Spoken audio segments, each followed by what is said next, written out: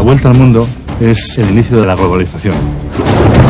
El planeta Tierra se descubre como enorme, pero abarcable. El imperio que más ha durado en la historia del planeta. El castellano, dejó de ser castellano para ser español. La mentalidad europea que ve cómo el mundo está a su alcance. Y a partir de ahí se va a producir una expansión brutal. ¿De qué pasta estaban hechos estos hombres? Eran unos locos.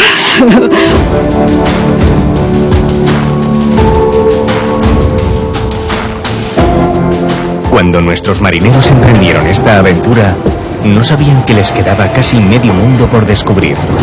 No sabían que después de su viaje nada volvería a ser lo mismo. No sabían que estaban dando origen a uno de los conceptos más importantes de hoy en día: la globalización. La vuelta al mundo es, sin lugar a dudas, además, el inicio de la globalización. Se adquiere mentalidad global, se cambia la mentalidad por completo del mundo. Todo es posible, el mundo está abierto y es para el que llegue y lo coja. Globalización, que significa que el mundo es redondo, de repente el mundo es redondo, es un globo. Eso había sucedido pues con Copérnico y con Elcano, básicamente. Es decir, es la gran revolución científica la que protagonizan estos dos personajes a los que normalmente no se vincula, pero son la cara y cruz de la misma moneda, o sea, es del mismo fenómeno. Es muy importante también para la mentalidad europea que ve cómo el mundo está a su alcance. Y a partir de ahí se va a producir una expansión brutal, no solo de Castilla, de España, de Portugal, sino de todas las potencias europeas. La expedición de Magallanes es la primera que logra comprobar, determinar fácticamente que el mundo es una esfera que se puede circunnavegar. La primera vuelta al mundo constituyó un punto de inflexión en la historia de la humanidad. Revolucionó el comercio internacional y con ello el mundo. Adam Smith, el sabio de la economía teórica del siglo XVIII, dijo que los dos acontecimientos más importantes de la historia de la humanidad son sin duda el descubrimiento del Estrecho de Magallanes y el cruce del Océano Pacífico. De hecho, esta expedición de Magallanes y Elcano nos enseñará la intercomunicación entre los océanos, el hecho de que solo existe un mar y es un mar que nos une a todos. Habíamos dado la vuelta al mundo y teníamos una nueva vía comercial esperando para ser explotada. El Atlántico será, a partir del siglo XV y fundamentalmente a partir de la circunnavegación, del viaje de Magallanes y Elcano, el gran camino, la nueva Vía Láctea, el gran camino por el cual discurrirá la historia de la humanidad en los siguientes siglos. El descubrimiento del paso interoceánico que dio en llamarse el Estrecho de Magallanes, sin duda revolucionó lo que eran la navegación y las comunicaciones y el intercambio comercial entre los diversos pueblos de la Tierra. Se trataba de encontrar rutas marítimas que llevaran hacia ese extremo oriente, cosa que ya habían hecho los portugueses navegando hacia el este. No se trataba ni siquiera ni principalmente, quizá, de las especias. Se trata del Extremo Oriente, se trata de China, que es el verdadero centro del mundo. A partir de la vuelta al mundo, el dinero dejó de tener fronteras y el conocimiento también. Abrimos todas las rutas marítimas, antes que los ingleses y los franceses. Esto es increíble. Pero en realidad lo que más hizo por el imperio, lo que más consolidó el imperio fue el papel. El sistema que tuvieron de intercambiar órdenes, de intercambiar cartas, que surcaran los mares, que fueran respondidas allá, que fueran respondidas acá. Eso durante 300 años mantuvo el imperio, no fue otra cosa que la rapidez en las comunicaciones escritas. Para España, a consecuencia de esta primera vuelta al mundo, a consecuencia del final de su proceso descubridor en el Atlántico, consiguió un imperio que duró casi 3 siglos, ¿no? Entonces un imperio quizás el más amplio que ha habido nunca, ¿no? Los españoles de los siglos XVI y XVII no eran normales. Usted no puede pedirle a nadie en el mundo que se mantenga en esos niveles de innovación y de tensión durante muchísimo tiempo. Ningún imperio dura eternamente. Jamás ha sucedido eso en la historia del mundo. ¿Que se acabara es un fracaso? No. Que se acabara es lo normal. Lo extraordinario es que duró 3 siglos. España había logrado un imperio inigualable que, como es lógico, dio lugar a que afloraran ciertos recelos en el resto de países. Al finalizar el imperio, comenzó entonces una campaña de propaganda negativa, tal vez una estrategia de marketing, cuyo principal objetivo era ocultar los éxitos españoles. Y entre ellos, posiblemente la hazaña de la primera vuelta al mundo. Ahora mismo todo el tema de la leyenda negra pues está en pleno auge, ¿no? Si usted se pone a pensar, el imperio que más ha durado en la historia del planeta, con la extensión que tenía el imperio español, no hay ningún otro ejemplo en la historia del mundo. Pero si este viaje cambió por completo el mundo, ¿por qué sabemos tan poco sobre él? ¿Por qué no tiene el reconocimiento que merece? ¿Acaso se ha estado intentando ocultar esta hazaña por alguna razón? Y entonces los españoles, en la segunda mitad del siglo XIX, pero antes también, ¿no?, empiezan a copiar la historia de España que se ha escrito en inglés, la historia de España que se ha escrito en francés. Y a partir de ese momento usted tiene que la visión que los españoles tienen de su historia es la visión que los franceses tienen de la historia de España para los franceses. La versión de la historia de España que los ingleses tienen para los ingleses. Entonces nosotros estudiamos la historia de ellos, en realidad, no la nuestra. En la época de Carlos III también se tomó la iniciativa de escribir una historia que diera respuesta a la leyenda negra. Y el Archivo de Indias nace como un archivo que va a servir a los historiadores para combatir esa leyenda negra. Quizá uno de los mejores ejemplos de la leyenda negra española lo tengamos en esta aventura, en el diario de Pigafetta. Un diario que el cronista de la gesta escribió a bordo durante los 3 años que duró el viaje y que misteriosamente ha desaparecido. Yo creo que es bastante significativo que en el libro, en el diario de Pigafetta, no se menciona una sola vez a Juan Sebastián Elcano. Y además Pigafetta volvió con Elcano en la victoria voluntariamente. Sin duda su motivo no fue una simpatía o no por Elcano, sino dar la vuelta al mundo. Él también quería entrar en la historia. Pigafetta, de hecho, en todo momento en su relato procura resaltar su propio papel. Pero no hay ningún motivo real para pensar que tuviera nada contra Elcano. Sobrevive a lo que hombres mucho más recios, más duros y más hechos a la mar y a las dificultades de un viaje así no pudieron sobrevivir. Estoy convencido de que todos hicieron tanto cuanto pudieron porque Antonio Pigafetta sobreviviera al viaje. Era crucial que el cronista volviera para contarla. Y así fue. Yo he subido sin mucha confianza por parte de los demás, porque me veían allí con mi pluma escribiendo todos los días. Pero creo haber crecido. He aguantado las enfermedades, por suerte, y gracias a Dios no me ha pasado nada. Y, delito, no cita a Elcano. Porque no tiene necesidad. Es decir, ¿por qué tiene que citar a Elcano? Es que él... Bueno, ¿y qué? Pero vamos a ver, ¿a ti quién te ha hecho que el objeto de Pigafetta es contar lo que hacía todo el mundo en el barco? Volvimos, y aparte no olvidemos que es uno de los supervivientes. A saber en qué estado estaba, mental Y aparte Pigafetta, digo, si quiere poner a alguien mal, lo pone, a Carballo lo pone mal. No se corta un pelo. Es más, en ese manuscrito no se habla ni del Elcano, ni de prácticamente ningún español.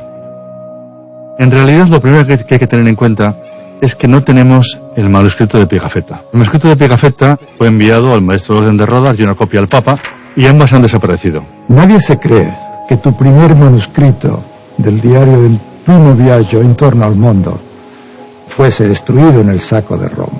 Yo no descartaría que en algún momento apareciera, tampoco se ha buscado exhaustivamente los textos de Pigafetta. A lo mejor no fue culpa de Pigafetta, porque la versión que él escribió se ha perdido, luego ha habido se han remozado versiones, esto es un poco como nos pasa a los guionistas a veces, ¿no? Que hacemos una versión estupenda y luego viene el productor y dice, no, eso no puedes contar porque no queremos que los enemigos se enteren de tal cosa. No, eso no puedes contar porque no queremos que sepan que la ruta que tomamos era así, y van cortando y se va quedando eso desbrozado. ¿Y de dónde puede estar copiado? ¿De dónde puede estar recreado? Pues con toda probabilidad de un extracto del texto de Pigafetta que se publicó en Francia. Y se publicó en Francia en 1526, que es un momento que hay que tener en cuenta. Porque Francia estaba en plenas guerras con España, y dentro de la más elemental propaganda de guerra está el hacer desaparecer o llevar al mínimo el papel del enemigo. Pero en aquel momento España era el enemigo de Francia, el enemigo principal. Después de ese extracto, como fue lo único que se conservó, se hizo en 1550, si no recuerdo ya mal, una retraducción al italiano. Y con toda probabilidad fuese de ese texto en italiano de donde se creó el manuscrito de Ambrosiano. Y de hecho se sigue presentando ese manuscrito como el manuscrito de Pigafetta original, se editan copias, Lo habéis mencionado en muchos libros de historia, ves historiadores hablar del tema, pero no es el original.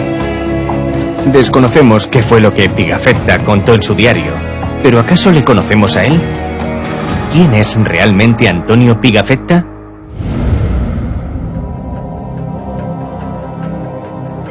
El italiano. No era marino. Se enroló más por la aventura y por los libros que leyó de Marco Polo, que le gustaba mucho. Tío alegre, dicharachero. Escribió un manuscrito de toda la aventura, de todo el viaje. Parecía un buen muchacho. Pigafetta es un enigma, en buena medida. Pigafetta fue acaso un espía de la Orden de los Caballeros de Rodas, un personaje al que nadie conoce y que sin embargo nadie se plantea que no pueda embarcar. Viene de la mano del cardenal Chiericati, viene de la mano del Papa y de la Iglesia.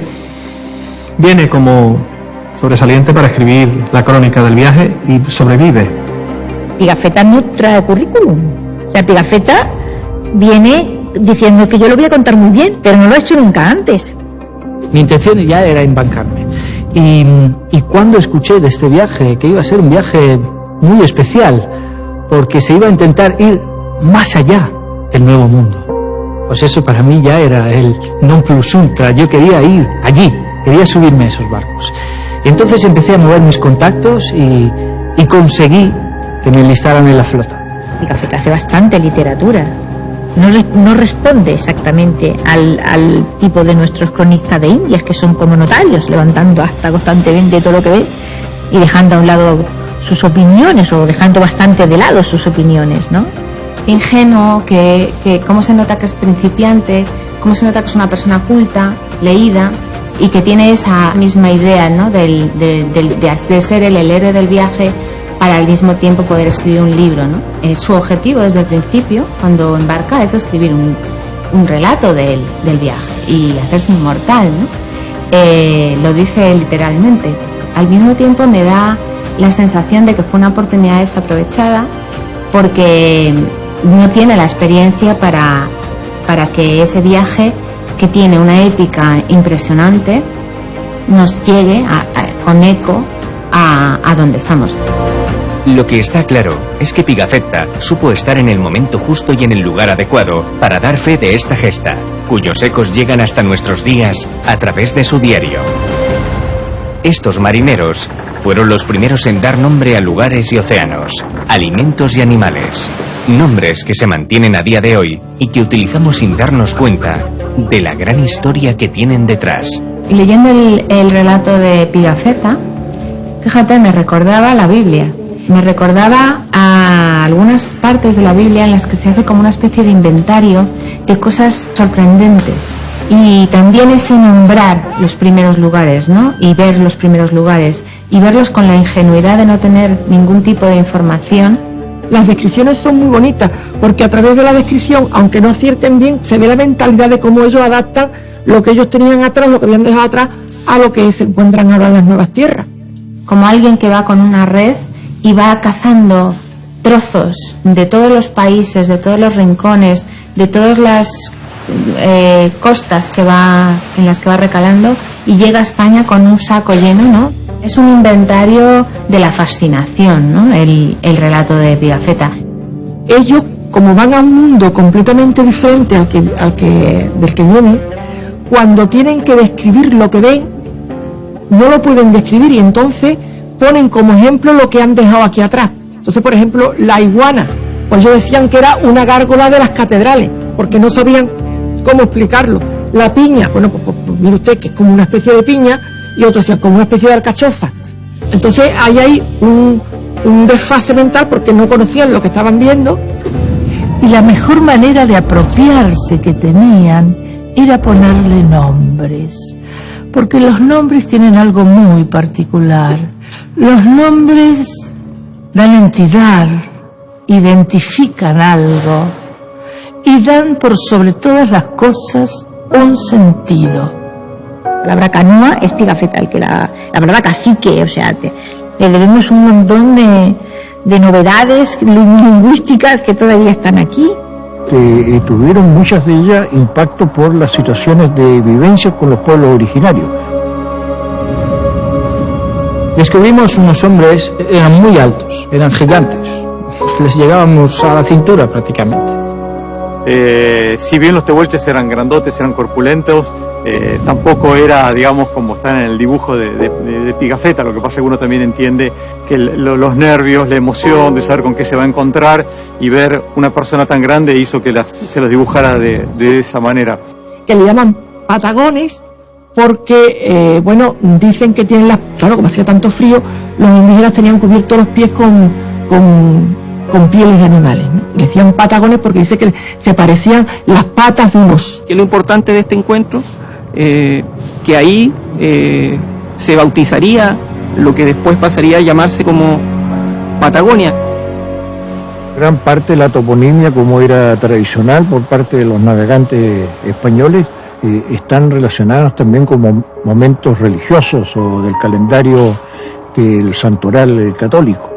Depende del santoral del día o de qué santo era devoto el navegante, que les han puesto Golfo San José, Golfo San Matías. Ellos en primer lugar le ponen Bahía de San Matías, pero cuando tiran las anclas para afirmar el barco, se dan cuenta que no llegan al fondo. Entonces, para los marineros, para toda la gente de mar, aparece un nombre que tiene mucho más sentido, y es el de Bahía sin fondo. La bahía inútil se le colocó ese nombre debido a que no tenía o no presenta lugares de abrigo para poder fondear los buques que navegan en esta bahía. Es decir, no tiene un lugar adecuado para que un buque pueda fondear y protegerse de los vientos reinantes en esta zona. El estrecho de Magallanes le ponen el nombre de Todos los Santos, porque llegaron el 1 de noviembre, y es el Día de Todos los Santos. Pero con posterioridad y como una manera de hacer justicia, se recuerda entonces como Estrecho de Magallanes en recuerdo de su primer navegante europeo que lo surca. Cuando uno pone un nombre, también está hablando de uno, de lo que le pasó en ese lugar, de lo que sintió, de lo que vivió, de lo que padeció, de lo que disfrutó. Todo eso está encerrado en un nombre. Los nombres guardan la esencia y el secreto de las cosas. Lo más importante para España, para mí, es la lengua, por supuesto, claro. Que el español, el castellano, dejó de ser castellano para ser español. El español es ahora mismo un idioma que hablamos ya más de 500 millones. Sin duda, estos nuevos lugares y la gente que vivía en ellos dejaron una gran huella en nuestro idioma y en nuestra cultura. Pero, ¿de qué manera les influimos nosotros? ¿Cómo fue para ellos nuestra llegada? En general, esta expedición española del siglo XVI trataban de no tener problemas con los pueblos nativos. Llevaba unas órdenes reales que debían cumplirse. Y dentro de esa orden decía claramente tratar bien a los nativos que se encuentren, naturales de la zona. Hay momentos de mucho aprecio, pero después también de muchos desencuentros. Permite el contacto entre culturas, hombres de un lado y del otro del océano que no se conocían, intenso intercambio cultural, con sus buenas y con sus malas. Uno no puede juzgar la historia con lo que uno conoce ahora. Uno no puede decir, pero qué mal lo que hacían hace 100 años, hace 400 años, porque tenemos otros valores y es otra la percepción que tenemos hoy de las cuestiones. Entonces, cada momento histórico tiene sus valores, tiene sus prioridades. Bueno, el nuestro es ahora, pero nosotros no podemos aplicar nuestros valores y nuestras percepciones a lo que pasaba siglos atrás. Pero este no fue el único impacto que vivieron. Imaginemos que estamos en nuestra casa y de repente aparecen unos seres de otro planeta. Vienen en unas naves gigantes, con ropas y objetos extrañísimos. ¿Qué pasaría? O mejor dicho, ¿qué pasó? La adquisición del clavo, que era la especie principal que buscaban en las Molucas, se hizo mediante trueque. La expedición zarpó de Sevilla cargada de mercancías europeas. Llevábamos espejos, llevábamos 1000 cosillas que les podía gustar a la gente de allí, ¿no? Para ellos los espejos que les ofrecíamos eran como algo divino, totalmente mágico, y por eso tenían un valor muy alto. Fundamentalmente pues consistía en eso, en el trueque de una serie de baratijas, que eso habría que matizarlo, no siempre eran baratijas. Productos manufacturados de lujo que se utilizarán además como sobornos o como regalos para las autoridades. Se embarca una cantidad de mercancías para rescatar valiosísimas. Van hasta 10 quintales de marfil. Concretamente, los productos de lujo que llevan como regalos o como sobornos para las autoridades mayormente son productos textiles de calidad. El valor nada más de las mercaderías que se llevan para rescate supera todo lo que se embarca como provisiones en la flota. En el tema de los rescates siempre se ha pensado que había una intención de dolo, de fraude por parte del conquistador, pero esto no era del todo cierto. Para ellos no tenía el mismo valor los objetos que obtenían de los españoles que para los propios españoles.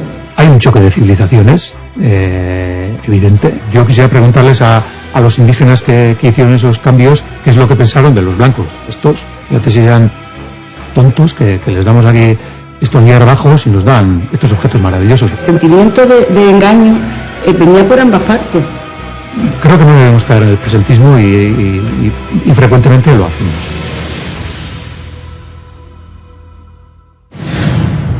Era un panorama desolador. Su misión todavía no había terminado. Debían cargar el clavo y regresar con él a España. El capitán Magallanes había muerto en la batalla de Mactán, y en la cena de Cebú perdieron a 26 hombres. La mejor opción fue reorganizarse y hundir la nao Concepción. El Cano surge cuando toma el mando, por las circunstancias, porque no hay nadie más y porque al final le va quedando y surge él en un grupo de personas. Después de la muerte de Magallanes, ¿en qué momento Juan Sebastián Elcano concibe la idea de regresar por la otra parte del mundo, la parte que él cree que es lo que tiene por delante, pero que nadie ha visto que la tenga por delante? Volver para atrás siempre es moralmente muy costoso. Has dejado atrás problemas que has ido salvando y tienes que volver a enfrentarte a ellos, ¿no? No queríamos volver por el mismo sitio. Se nos hizo eterno el viaje de ida. Necesitaban un líder, alguien en quien confiar, alguien que les devolviera la esperanza. Este alguien era Juan Sebastián Elcano. Es una decisión extraordinariamente importante porque es, digamos, una ruta conocida. Y es muy probable incluso que tuviera a bordo tripulantes portugueses que no solo conocían la ruta del Índico. Es un dato que ha pasado desapercibido cuando llega y escribe el famoso aviso al emperador Carlos y dice, pero decidimos entre todos qué íbamos a hacer. Dice él, es curioso y nadie se ha fijado. Esa decisión que no la puede tomar solo. Si él hubiera tenido en contra a los pocos hombres que le quedan, no puede seguir para adelante. O sea que entiendo que aquella decisión se tuvo que tomar así de una manera bastante asamblearia. El plan era volver por donde habíamos ido. Pero yo no puedo mandar en las almas de toda mi tripulación. Volver a mirar cara a cara a la muerte. Elcano es un explorador nato. Totalmente. Y por otra parte, porque creo que él tiene en ese momento una idea relativamente verdadera de lo que le queda por navegar. Y piensa que volver para atrás va a ser más difícil. Elcano no es el capitán que eligió el rey, es el capitán que eligió la tripulación. Todos sabían que él era la persona capaz de regresar a España a los mandos de la Victoria por la ruta portuguesa. Pero mientras tanto, ¿qué era de la Trinidad? Hay un momento clave cuando las dos embarcaciones que quedan están cargadas con clavo de olor, la especia, dispuestas a volver. Las dos querían volver por la ruta de África, aunque evidentemente fuera prohibida. Tenía prohibido, específicamente por el rey, internarse en territorio portugués. Está desobedeciendo las órdenes, a ver, no desobedeciendo exactamente, sino no obedeciendo. La Victoria decidieron que tenía que irse cuanto antes porque si no, no podría aprovechar los vientos que le iban a permitir a dar la primera vuelta al mundo, porque el régimen de los monzones iba a cambiar.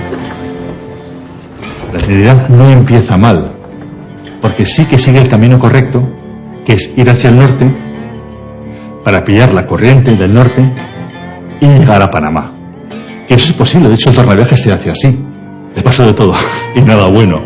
Primero se desató el escorbuto. Tuvieron de todo. Realmente si se puede tener un viaje en que te pase todo lo malo que te puede pasar. Y al final pues tuvieron que volver a Cebú y rendirse.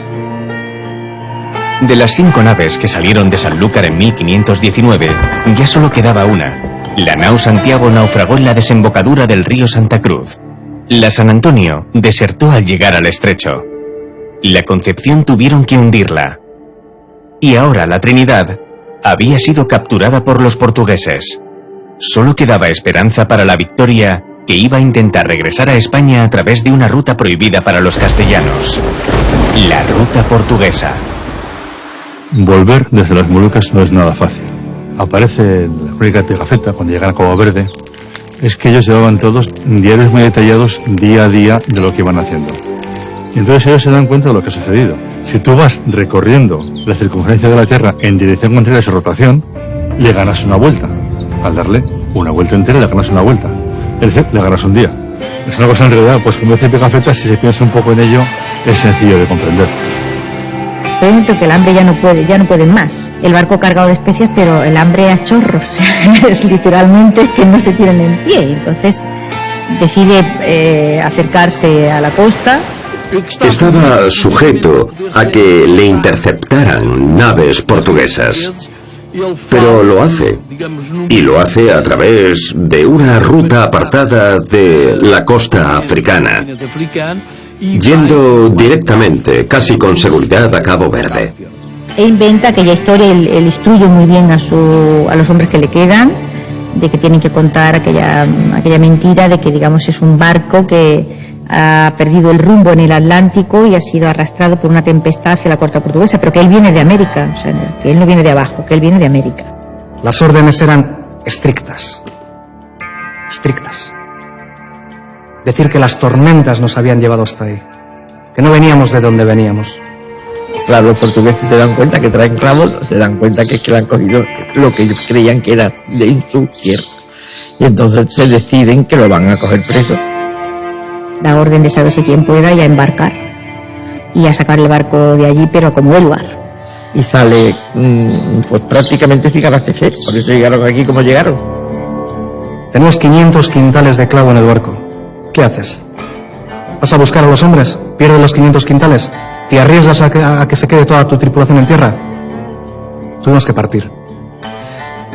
Envié una carta cuando llegué a Sanlúcar pidiéndole a su majestad que intercediese por esos 12 hombres. Estaba roto por dejar a esos 12 hombres atrás. Pero la empresa era más importante. Fíjate que ya no se atreve ni a parar en Canarias. Se va con el barco lo más lejos que puede de la costa. Y no se atreve ni siquiera a acercarse a las islas, así llegan en el estado que llegan a Sanlúcar, ¿no? Hechos esqueletos. Finalmente, el sábado 6 de septiembre de 1522, 18 hombres hechos jirones volvieron casi después de 3 años a Sanlúcar. Atrás quedaron 14.460 leguas, 70.000 kilómetros y 4 naves. Pero esos 18 hombres volvieron para contarlo. Y de las 5 naves llega solo una, llamada Victoria. Volver a llegar a Sanlúcar después de 3 años, al mismo puerto por el que habíamos salido, fue una sensación indescriptible. No hay palabras. Yo que amo las palabras, non ci sono parole per descrivere questo momento. Fue absolutamente maravilloso. Repicaron las campanas de Sanlúcar, de Sevilla, y la noticia corrió como la pólvora por toda Europa. Y además los mirarían como unos héroes que eran, porque decir, bueno, han venido 18 con los navíos que hace 3 años salieron de aquí. Habían regresado, y encima lo habían hecho dando la primera vuelta al mundo. Era algo inimaginable. Pero ¿dónde quedaba el objetivo real del viaje? ¿Qué era del clavo que habían salido a buscar 3 años atrás? ¿Era posible que se hubieran olvidado del beneficio económico? No era viable regresar sin el clavo. ¿Cómo te presentas en la corte en Valladolid sin nada? Con 4 barcos menos. El Cano sería un atrevido y un innovador, pero no perdió nunca de vista el dinero. Se podía ver, de hecho, uno de los barcos lo pierde porque lo sobrecarga, ¿no? Lo carga más de lo que debía. Y la Victoria venía hasta donde llegaba prácticamente su capacidad, hasta arriba de especias, y no las tiró nunca por la borda, ¿eh? Nunca, ni en ningún momento de peligro, ni en ninguna mala navegación, ni cuando tuvo olas de peligrosas. Con ese cargamento de clavos se pagó toda la expedición completa. Y es una cantidad de dinero tremenda. Realmente nadie se esperaba un éxito comercial de esta magnitud. Absolutamente todos los gastos de la expedición fueron sufragados con el clavo que llevaba esa nave en sus tripas. Nada más que con lo que trajo esa nave es capaz de compensar todas las naves perdidas, toda la gente, o sea, todos los gastos de la expedición se compensan nada más que lo que trajo una sola nave, y además de las pequeñas. El 20% del clavo que trajimos fue para los marinos, para la tripulación y para mí. Muchísimo. Las especias eran muy importantes, probablemente uno de los regalos que los nobles se hacían unos a otros, porque por el valor que tenían y el precio que tenían, se derivaba de todo el camino que tenían que recorrer. Las propiedades, aquellas que se le adjudicaban, pues realmente en la práctica pues no existían o eran muy pocas. Es posible que esos supuestos o teóricos efectos medicinales en aquel tiempo tuvieran alguna razón de ser porque no había otras cosas. Hoy en día, pues si tú tomas un ibuprofeno o un nolotil, pues realmente el efecto es 1000 veces mayor de lo que podían tener alguno de aquellos productos, ¿no? Los nombres de la historia siempre se hacen en las más grandes aventuras. Sin duda, Juan Sebastián Elcano fue uno de ellos. ¿Quién es el héroe? Yo creo que debería ser Elcano, porque es el hombre que dio la primera vuelta al mundo y es el que llegó hecho un saco de huesos, ¿no? Y cuando tuvo que tomar el liderazgo lo tomó, estuvo en el momento oportuno, en el lugar oportuno. Cuando conocí a Juan Sebastián Elcano, me impactó mucho su actitud, muy diferente a lo que yo conocía. Aquel vasco tenía una actitud muy cercana. El que concibe la idea de hacer aquel disparate de continuar navegando, meterse en la ruta portuguesa y volver por África, digamos, rodeando África, es Elcano. La gloria que le busque es diferente. Le busque la gloria igual la gloria del marino, de haber hecho lo que nadie había hecho antes.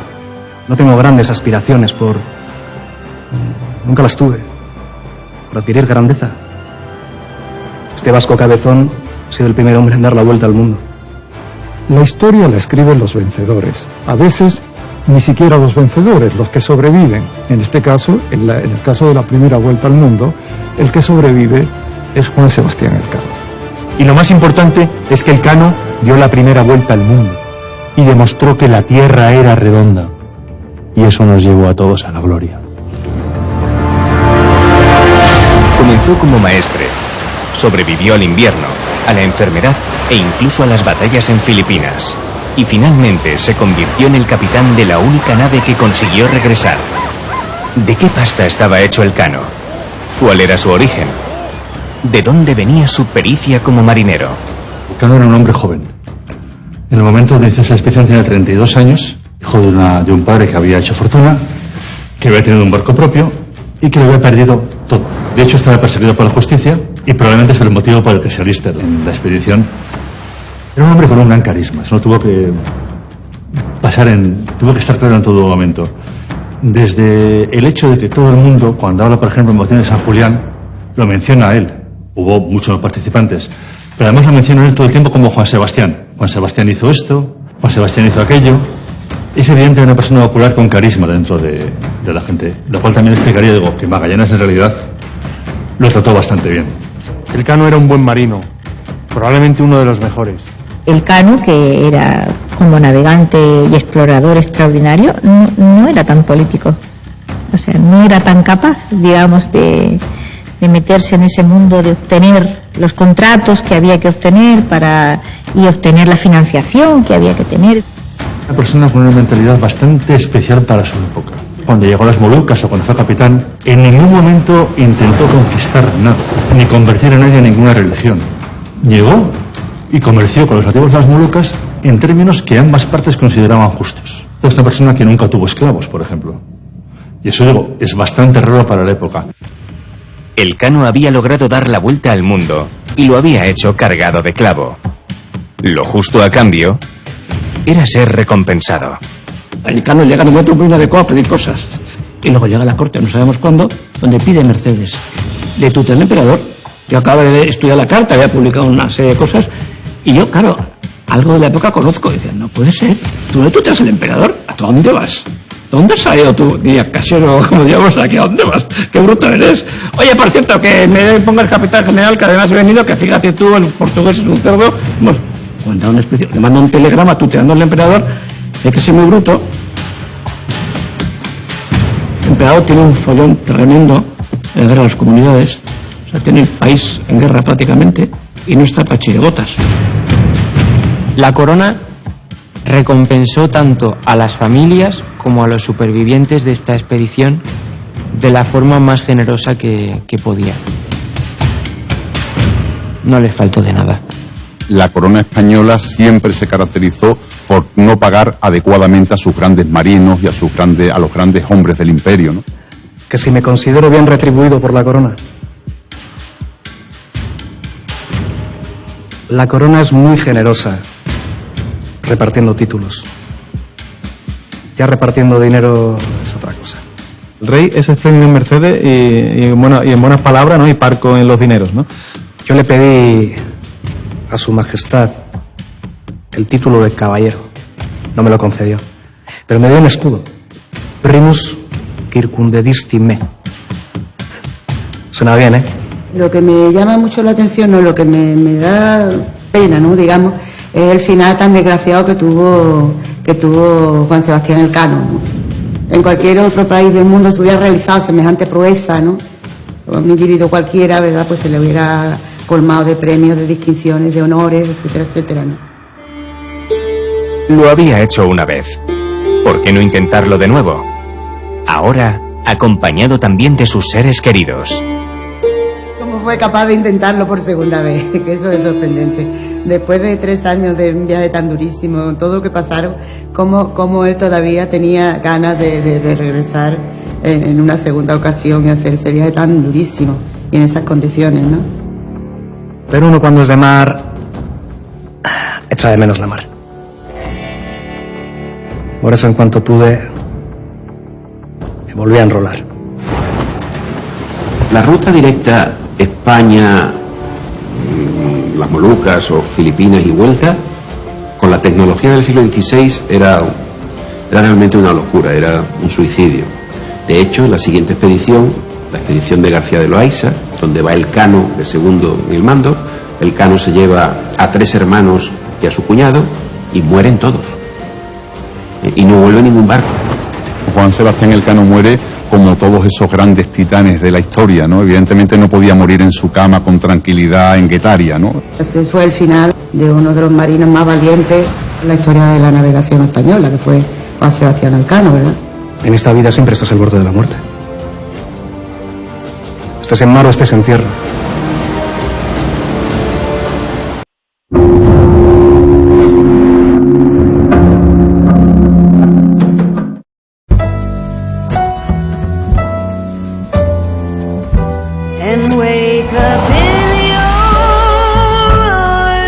Nuevo Mazda 3.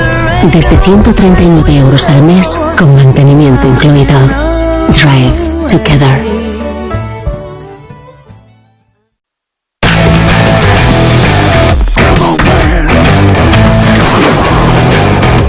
Cuando tu piel te lo pida, no cambies la música. Prueba Nivea Men Creme. No grasa, de absorción inmediata, para que te sientas bien. Hombres, esta es vuestra crema. Nivea Men, cada día empieza en ti. ¿Vender lo que no les vale a tus niños es fácil? Con la app gratuita de Vinted. Dispara y vende. ¿Muebles infantiles? ¿Juguetes? Lo vende todo en Vinted. Vender en Vinted es simple. Dispara la foto y vende sin comisión a millones de usuarios dentro y fuera de España. Descárgate ya la app gratuita de Vinted. ¿No lo usan? Véndelo. Para cualquier labor de bricolaje existe un objeto indispensable, la máquina esa para hacer agujeros. Desde la más simple a la más compleja, encuentra la máquina esa para hacer agujeros en manomano.es. Mano Mano. Bricolaje, casa, jardín, manomano.es. Tú puedes hacerlo. ¿Dolor recurrente en el talón o la rodilla? Tus pies podrían ser la causa. Prueba las plantillas Shoulder Balance para el alivio del dolor. Su exclusiva tecnología ayuda a optimizar y estabilizar la posición del pie y redistribuye la presión. Plantillas Shoulder Balance, clínicamente probadas. Y para tu comodidad diaria, compra tus plantillas Gel Active con un 20% de descuento. ¿Necesitas wifi? Solo sigue las instrucciones. Hey, perdona, ¿cuál es tu comida favorita? Es para conectarme al wifi. Pues tortilla de patatas. ¿Puedo retarte a un duelo de guitarras? ¿Aquí y ahora? Muchas gracias a ti.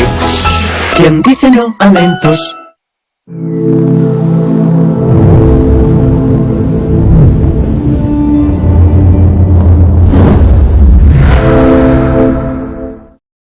Mi nombre es Miguel Barbudo, vengo de Valdemaqueda, España.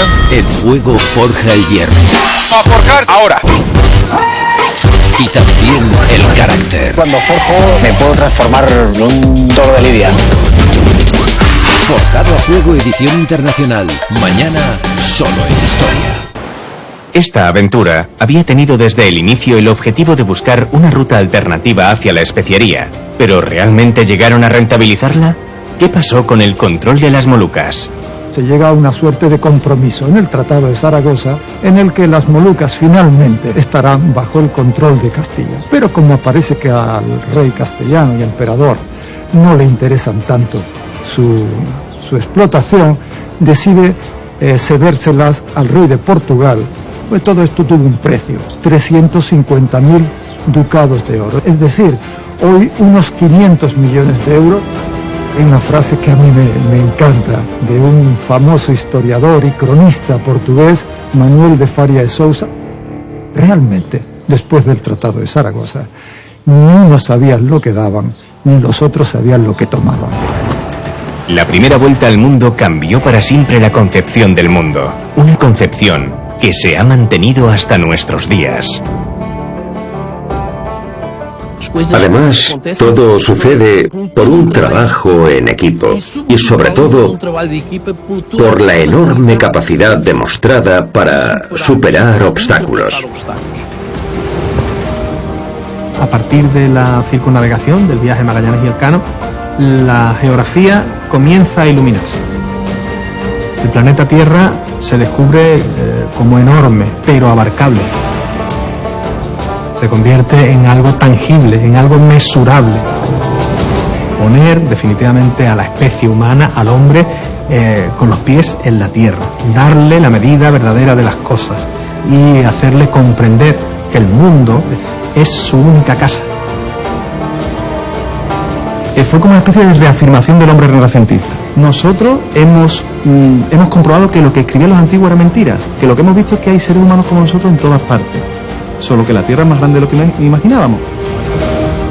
En mi opinión, la primera vuelta al mundo representa en general la primera visión global del mismo. Por primera vez tomamos conciencia de que el mundo, la Tierra, es un mundo único, lleno de diversidad humana y también de naturaleza diversa. Esto es extraordinariamente importante, porque hablamos del hogar común de la humanidad. El mundo pertenece a los osados, ¿no? Y hay que tener valor y hay que animarse a las cosas, porque la verdad que si uno es temeroso nunca va a llegar a nada, y estos exploradores les debemos muchísimo.